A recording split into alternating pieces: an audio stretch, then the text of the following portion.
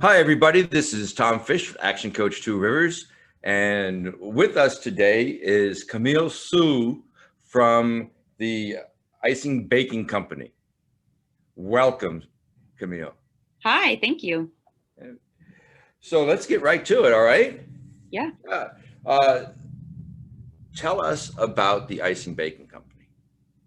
Yeah, so we are a retail bakery. We do have items ready to go up front for sale for anybody who wants to walk in. But we specialize in special occasion events. So, we do wedding cakes, we do, crazy sculpted cakes that look like dogs or trucks or, pretty much anything that you can imagine. So we thrive off of being able to be a part of people's, celebratory moments in their life and Uh-huh. um, getting that special moment to be a part of that. Okay. Wow. Wow. So how long have you been in business? So the business itself was established in 1999, but Okay. I took over about, I guess, almost 3 years ago now. Okay. And what made you do that? So I actually worked here when I was in high school and started out as Uh-huh. a cashier and wanted to learn more about the industry. So I went off to culinary school, got Hmm. my degree in baking and pastry, got my business degree, and then was kind of trying to figure out what I was going to do with my career. And the previous owner approached me and she said, "Hey, I want to hand this off to somebody who's passionate about things. I want to hand it off to somebody who knows, what's going on and is going to make sure the business lasts." So I said, challenge accepted, and here we are. Awesome. Awesome. So who do you really serve? I mean, because people who like baked goods is a pretty wide swath of the population. Um, so who is your best customer? We call that your target market, your target audience. Yeah. Yeah. So, of course, we will make any size cake for anybody for any celebration. But primarily we target on, people who are celebrating something. So young Mhm. couples that are getting married, that are having kids, people who are going to other people's houses to meet up and go Mhm. celebrate something. So, yeah. Okay. So anybody with a celebration. Yes. Okay. All right. Even Great. if that celebration is just because it's Tuesday. Awesome. Awesome. I like those kind of celebrations. Yes. So, what has been the greatest impact of the COVID-19 pandemic on your business? Um, I think that, we've been impacted in lots of ways. Like right now, we're currently struggling with hiring people. Mhm. But I think that is the entire market of any business right now, just because how fast things have moved and have Mhm. been lifted. Um, but I mean, also, we were impacted greatly by our community in a very positive way. Oh, really? Um, we started to serve our community in a different way, that we had to modify things from doing big special occasions into figuring out how to celebrate everyday life, Okay. and how to make sure that every day we are still getting what we need. So we started selling butter, we started selling yeast, we started selling sugar Okay. and flour, because we could get it on a wholesale level. It was just an issue with the supply chain of getting it into consumer sizes. Mhm. So we broke everything down and did that. Um, but also, at one point, a few weeks into the pandemic, our main big mixer broke. And Oh. at the time, as a business owner and a new business owner, we were kind Mhm. of like, I don't know if this is the time to be taking out a loan for equipment and Mhm. figuring out where that capital was going to come from. So we actually did some crowdfunding and were able to raise enough money to support and pay for about 80% of a newer, larger mixer, which Mhm. has been a lifesaver for us because it's actually made us more efficient, which is great. But there were people following our business that I didn't even realize were paying attention to us, and they Wow. stepped up and helped to support us. So, That's um, awesome. yeah, it's just been it's been a crazy year, but it's been a really cool one to see our community step up, and we're Mhm. able to get involved in them. So you answered my next question, which is about pivots. Okay, Yeah. so I heard two pivots there. One was you started selling ingredients for baked goods rather than the baked goods themselves. Right. And did you deliver those to people, So or did they come in and get them? primarily people came in, and Okay. like it was really like anything that we saw that this like Walmart or Giant or Weiss didn't have in Hmm. their shop. I said, let's just start doing it. Like when there was no bread on the shelves, we started making bread. So, Okay. Right. figuring out how we could fill the gap in the market. And I think that people actually liked to be able to come into our smaller shop instead of, the possible exposure of going to a bigger shop. Right. So, but people came in. We also opened up like a pickup window so people didn't have to get out of the car. We started doing curbside service. Okay. So, yeah. Right. Right. And then and so that's even more pivots within that pivot, right? So that's Yeah. excellent, because it's like that episode. I don't know if you might be too young for Friends, but Yeah. that episode of Ouch. Friends with moving the couch, pivot, pivot, pivot, pivot. Yes. Right. Right. Um, okay. And then looking to the community to help support you when you needed some funding. Hmm. That's an awesome pivot. I don't know if I would have thought about that. That's awesome.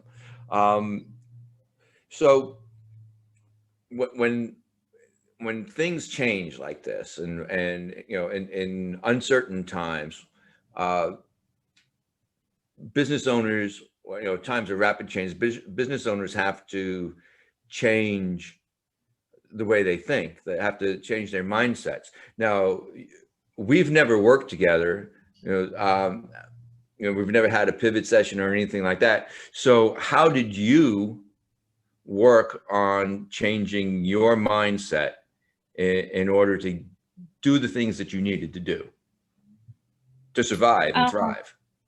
yeah, I think honestly, it was just kind of like a survival instinct Hmm. of figuring out like, you know, if this doesn't happen, will we even survive? Because we are so dependent on something right now that's not possible, and we have to be dependent on something that is possible. Hmm.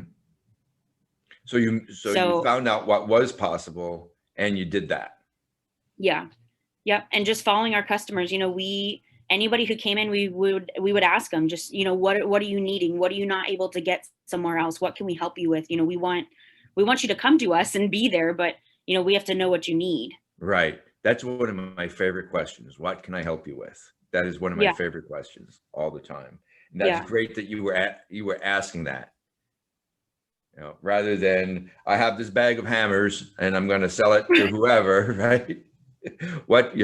Listening, what a game changer actually listening, yeah. asking questions and listening is. That's awesome. Um, okay, so this is an interesting question. It's uh, it's often said that a smart person will learn from their mistakes, but a wise person learns from other people's mistakes.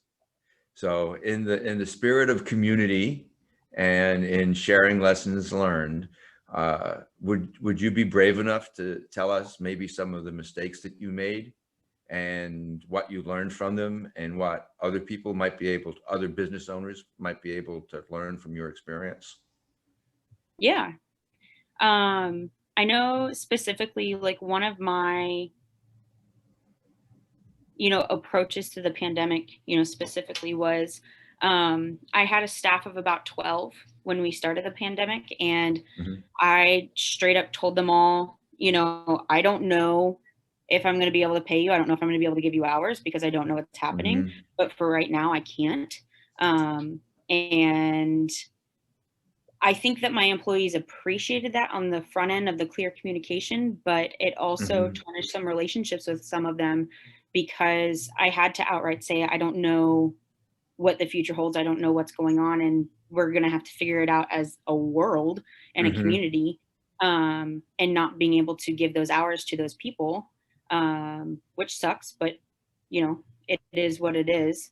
So I learned, you know, I am a person who would rather put everything out in the open, and sometimes employees aren't ready for that. Yeah, that's an interesting lesson, because I Yeah. tend to err on the side of more communication, not less. Yeah. Right. Me too. Right. Did you let people go too soon, or did you not let them go soon enough? So we didn't officially let anybody go. Anybody who is no longer employed with us, you know, they left on their own terms.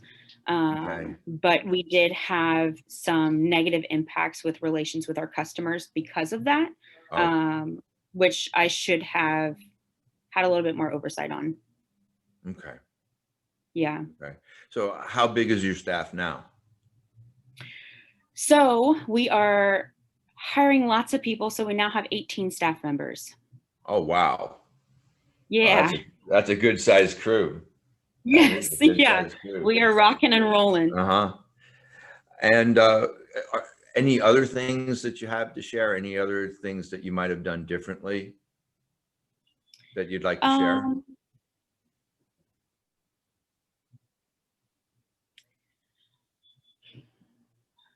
I'm not like, I can't think of anything off the top of my head, and in no way am I saying that we executed everything perfectly, because I'm Right, of sure that there course. were flaws in our system. Hmm.